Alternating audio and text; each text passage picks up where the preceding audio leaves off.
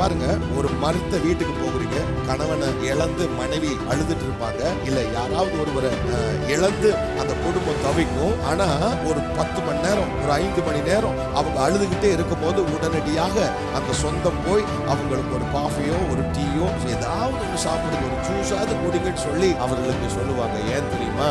அவருடைய வாழ்க்கையில உணவு இல்லை என்று சொன்னால் அவருடைய குடும்பத்தில் ஏற்பட்டதான அந்த இழப்பு இன்னொரு இழப்பாக மாறிவிடக் கூடாது என்பதற்காக அவர்கள் அப்படி செய்கிறார்கள். அதே போல தேவ பிள்ளைகளே, கர்த்தருடைய வார்த்தையை கேட்க வந்திருக்கிறதான தேவ பிள்ளைகள், இந்த உணவு எனக்கு வேண்டும் என்கிறதான உணர்வு தேவ பிள்ளைகளுக்கு உண்டாகும். ஒவ்வொரு நாளும் கர்த்தருடைய உணவை நீங்கள் எடுத்துக்கொண்டால்தான், எப்படி உலக பிரகாரமான உணவை எடுக்கும் போது நம்முடைய சரீரம் புஷ்டியாய் இருக்கிறதோ, அதே போல கர்த்தருடைய வார்த்தையை அனுதினமும் எடுக்கிற தேவ பிள்ளைகள் புஷ்டியாய் இருப்பதற்கு தேவன் உதவி செய்வார்.